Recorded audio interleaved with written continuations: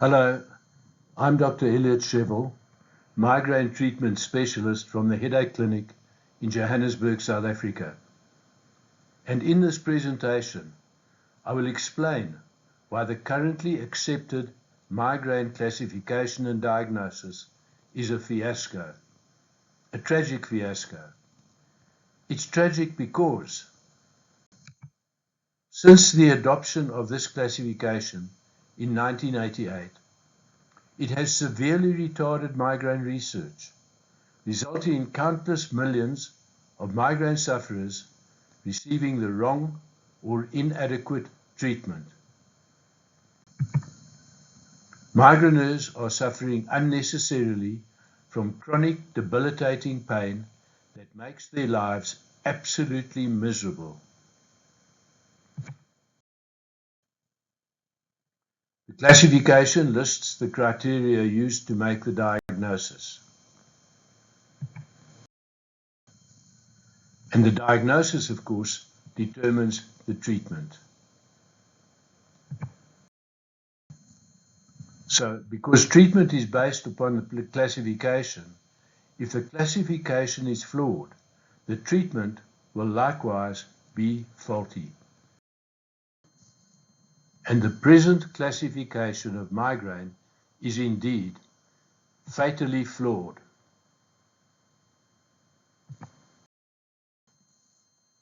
And because of this, migraine sufferers frequently get the wrong treatment and continue to suffer.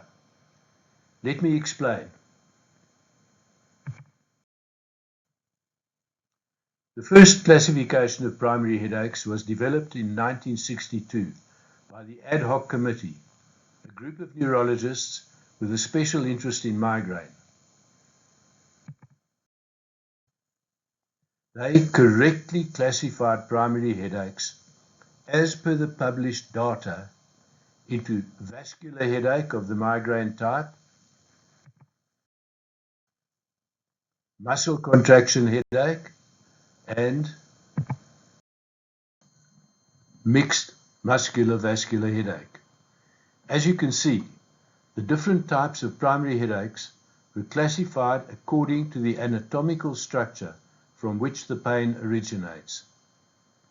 With this classification, one had to examine the patient to determine where the pain originated, and one could then direct the treatment at that structure, either the arteries or the muscles, or as frequently necessary, at both. But in 1985, the International Headache Society decided that they needed to improve on the Ad Hoc Committee's classification, and they appointed a committee to compile a new classification. Professor Jess Olesen, a prominent Danish neurologist and headache researcher with an interest in headache classification, was appointed to head the classification committee. This new classification, called the International Classification of Headache Disorders, or ICHD, is now accepted worldwide as the gold standard, and headache specialists all over the world use it as a guide to diagnosis. Specialist headache journals only accept papers if the cohorts have been selected according to the ICHD criteria. So all research into migraine is based on the ICHD. But as you will see, Professor Olesen and his committee tragically took a wrong turn and lost the way. I use the word tragically because it has resulted in endless, unnecessary suffering for countless migraine sufferers all over the world.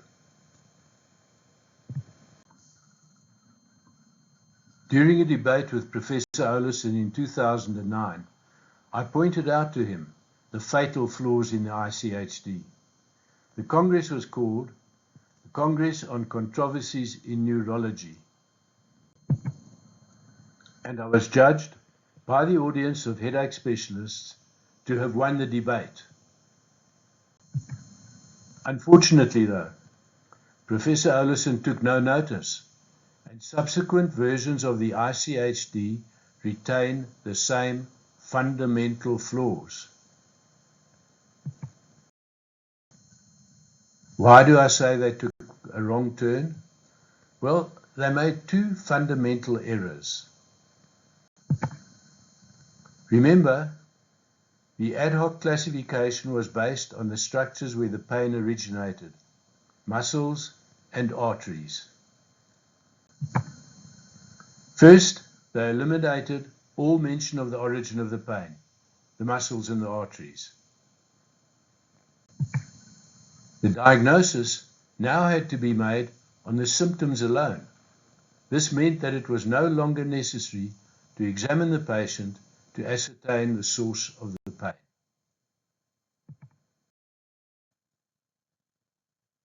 The second fundamental error, which I'll address today, is that they forgot one of the most basic principles in the practice of medicine, that treatment must be based on sound scientific research.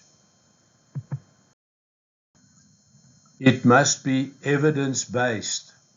So let's look closer at the ICHD, and I will show you that the ICHD has absolutely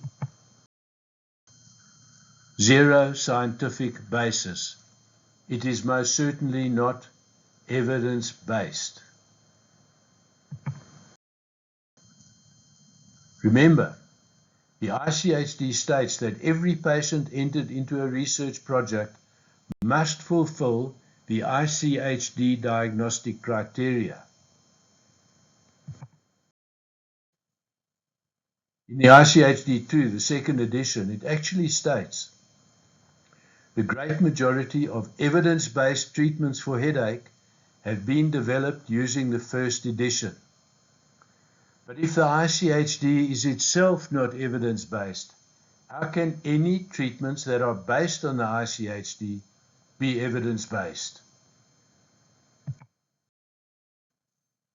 Well, they are not.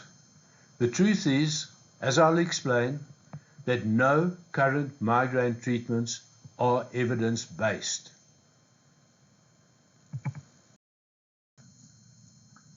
According to the ICHD, to make a diagnosis of migraine, there have to be at least 5 attacks.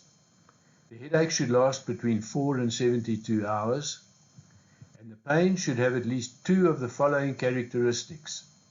It should be unilateral, it should be throbbing, it should be of moderate to severe intensity, and it must get worse with mild physical activity, such as walking upstairs. And there should be at least one of the following associated symptoms: nausea and or vomiting, and light plus sound sensitivity. So let's look at each one of these diagnostic criteria and see how Professor Olison and his committee of experts chose these criteria. The first criterion is that there must have been at least 5 attacks. I've been studying the headache literature for 30 years, and I can state categorically that there are no published papers in the medical literature that even mention how many attacks there should be. So, how did the committee decide on the number 5? The method they used is known as GOBSAT. This is the acronym for Good Old Boys Sitting and Talking. GOBSAT. So for the first criterion, there are 0 data. The second criterion is the duration of attacks. The ICHD says the pain should last between 4 and 72 hours. But there's absolutely nothing in the medical literature to show why this time frame was chosen. So how was it decided upon?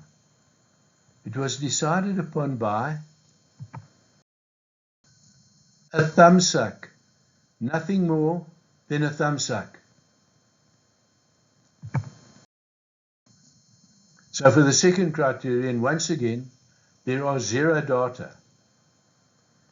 Then we have the 4 pain characteristics, of which at least 2 must be present in order to diagnose migraine. The first is that the pain is unilateral. Let's see how they decided on that one. It started around about 200 AD with Galen, the Greek physician who first described migraine. He described a one-sided headache accompanied by nausea and vomiting, and called it migraine. The word migraine is derived from the Greek words emisi, meaning half, and kranos, meaning helmet. It was a nice description, and the word is stuck. But not only did the word stick, as I will explain, people still wrongly believe, against the data, that migraine must be one-sided. Now, when it comes to one-sidedness, there are actually plenty of data available. In this paper by Professor Olesen himself, he reported that in a group of 750 patients diagnosed with migraine, according to their symptoms, the pain was unilateral in 56% and bilateral in 44%. So slightly more had unilateral headache than bilateral headache. But the problem was that one of the symptoms they used to choose the 750 patients was unilateral headache. So there was a strong bias towards unilateral pain in his sample, and still only just over half had unilateral pain. Many other studies available to the committee at the time had also shown that one-sidedness is not a reliable criterion for diagnosing migraine. Here are 4, but these studies were simply ignored by Professor Olesen and his committee. The next symptom diagnostic of migraine is that the pain should be pulsating. But Professor Olesen's own research showed that only 47% of patients diagnosed with migraine had throbbing or pulsating pain, fewer than half. Yet, pulsating pain remains an important defining criterion for migraine in the classification. And it gets worse. In the ICHD, pulsating is defined as throbbing or varying with the heartbeat. But in 2010, Headache, the official journal of the American Headache Society, published an article that showed that the rate of throbbing in migraine does not correlate to the pulse rate. This is easily verified. While taking the pulse, ask the patient to tap on the desk with a finger each time they feel a throb of pain. It almost never correlates with the pulse rate. Now, if one of the criteria for diagnosing migraine is, as the ICHD states, pulsating pain that correlates with the pulse rate, then how can that be reconciled with the published data that it almost never corresponds with the pulse rate? Once again, Professor Olesen and his committee ignored the data. And although the ICHD was updated in 2018, throbbing pain is still a defining criterion for the diagnosis of migraine. It gets, as Alice in Wonderland said, curiouser and curiouser. Curiouser for scientists, but tragic for migraineurs. The next criterion is the intensity of the pain. The pain should be moderate to severe. But once again, there are no data. So here again, the classification committee simply used GOBSAT.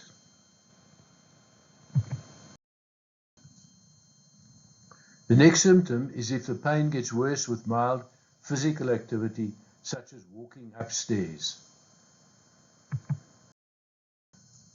But as you probably guessed by now, there are no data. So here again, the classification committee simply used GOBSAT.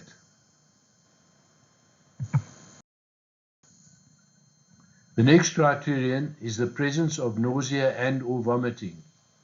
Once again, there are no data. And the last symptom is light and sound sensitivity. But as you have probably guessed again,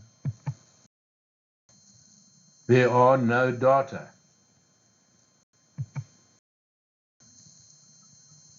In all scientific papers, the references are numbered so that they can refer to specific numbered parts of the text. In the Migraine Without Aura section of the ICHD-3, there are actually 13 references. But none of these are numbered. And what's more, none contain any data pertaining to the criteria for the diagnosis of migraine. The same applies to the references in the ICHD-1 and ICHD-2. They contained no data.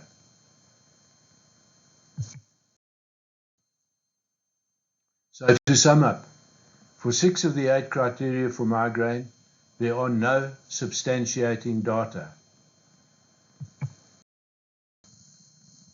And for 2 of the criteria, the data actually contradict their inclusion as criteria for diagnosing migraine.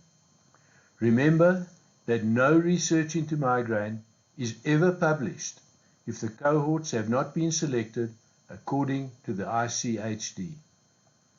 The significance is clear. Here we have a document that has to be used by scientists if they want to publish scientific papers, but that itself has never been substantiated scientifically. Olison actually admitted in a paper published in 1994, and I quote, "The ICHD criteria were developed without the collection of data." He went on to say, and I quote again, "The ICHD criteria were based on opinions." Professor Olison actually admitted in writing that the ICHD criteria were based on nothing but opinions. So as I said earlier, migraine is diagnosed by GOBSAT, and all migraine treatment today is based on GOBSAT. And that's why migraine drugs don't work for so many migraineurs. They are being given to the wrong people because the ICHD is fatally flawed. The triptans are the most widely prescribed rescue medications for migraine. But the most comprehensive meta-analysis of the triptans found them to have a sustained pain-free rate of only 20 to 25% over 3 attacks. The triptans are excellent medications, but the poor success rate is because they are so frequently prescribed for the wrong patients. To get the best possible results at the headache clinic in Johannesburg, we disregard the ICHD completely. Instead, we first examine the patient. This enables us to determine the source of the patient's pain. We are then able to accurately target and treat the pain source.